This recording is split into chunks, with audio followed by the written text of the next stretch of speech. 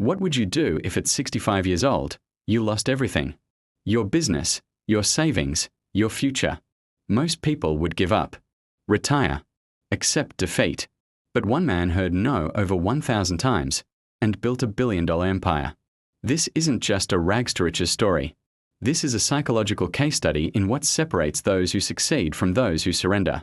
And by the end of this video, you'll understand the exact mental frameworks that turned failure into legendary success. His name was Harlan Sanders. And before he became the face of Kentucky Fried Chicken, he was a man who failed at almost everything he touched. Let me paint you a picture of his early life.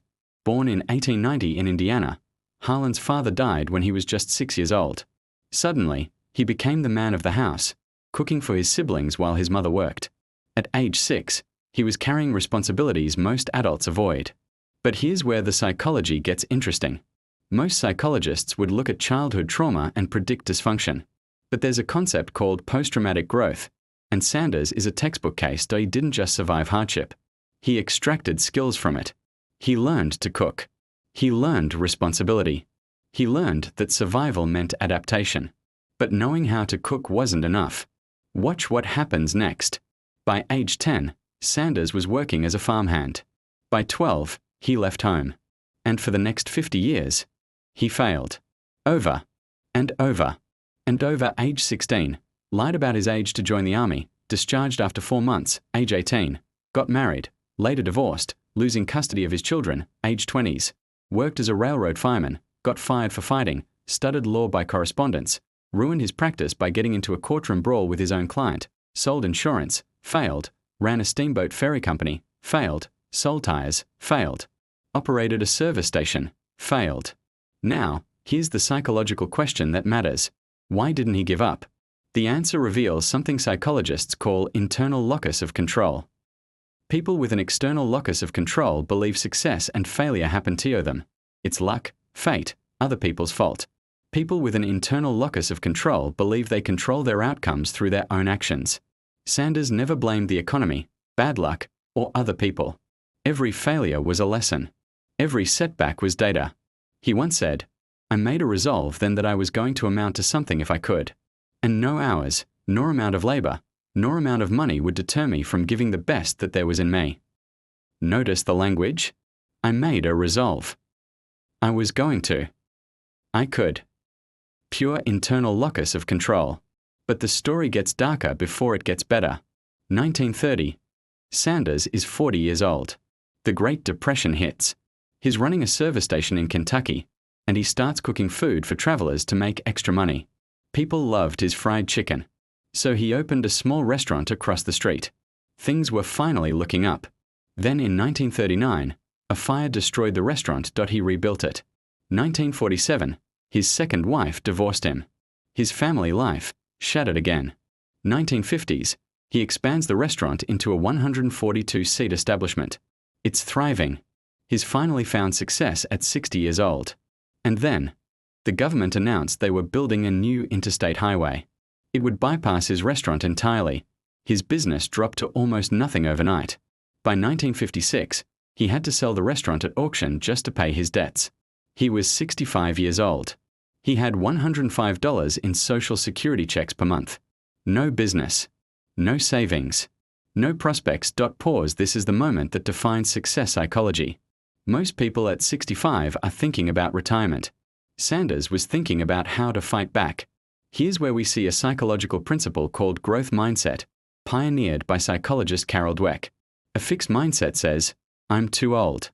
I've failed too many times. This is who I am." A growth mindset says, "What can I learn from this? How can I adapt? What's my next move?" Sanders didn't see age as a limitation. He saw it as accumulated knowledge.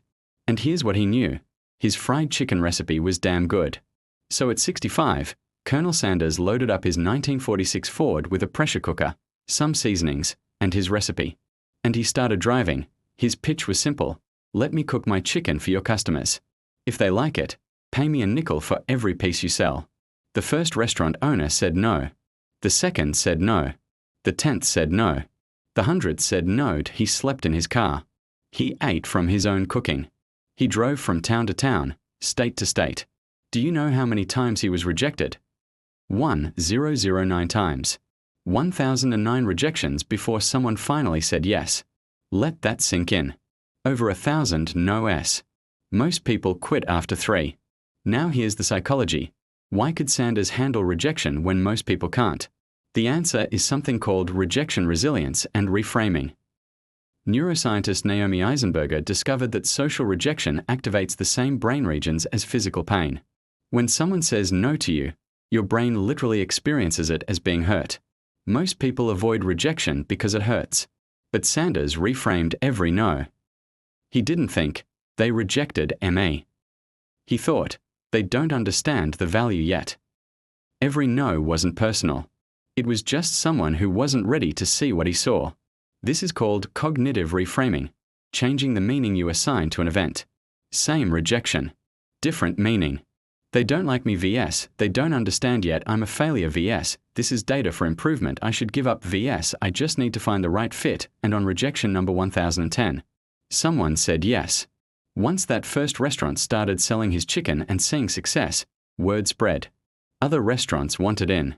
By 1964, just 8 years after being broke at 65, Colonel Sanders had over 600 franchises across the United States and Canada. He sold the company for $2 million, about $15 million today, but stayed on as a brand ambassador. By the time he died in 1980, there were over 6,000 KFC locations worldwide. But here's what most people miss about this success. It wasn't about motivation. It was about systems. James Clear, author of Atomic Habits, says, "You do not rise to the level of your goals. You fall to the level of your systems." Sanders created a system. 1. Perfect the recipe, product excellence. 2. Standardize the process, replicable quality. 3. Share the profits, aligned incentives. 4. Keep moving forward, consistent action. He didn't wake up every day feeling motivated. He woke up and followed his system. When motivation failed, and it did, after sleeping in his car for the 500th night, the system kept him moving. This is the secret successful people understand. Motivation is an emotion. Systems are a structure. Emotions fluctuate. Structures endure. Sanders made commitments, not wishes. He built habits, not hope. He created processes, not just passion. And here's the beautiful part about systems. Every no made his pitch better. Every restaurant taught him what worked. Every mile driven built his resilience. But there's something even deeper here. Sanders' success wasn't just about business. It was about identity. Psychologist Erik Erikson talked about identity crisis, especially in later life. Most people at 65 are asking, who am I now that my career is over? Sanders asked a different question. Who do I want to become? He didn't retire into his old identity. Failed businessman, divorced, broke. He created a new identity, the Colonel, the chicken expert, the man who wouldn't quit. And here's what neuroscience shows us. Your brain doesn't distinguish between real identity and chosen identity. You literally become who you decide to be through repeated action. Sanders chose to be relentless. He chose to be optimistic. He chose to be valuable. And his brain, his habits, his reality, all aligned with that choice. I've only had 2 rules. Do all you can and do it the best you can. It's the only way you ever get that feeling of accomplishing something. Notice, not be the best, but do your best. That's sustainable. That's psychological health.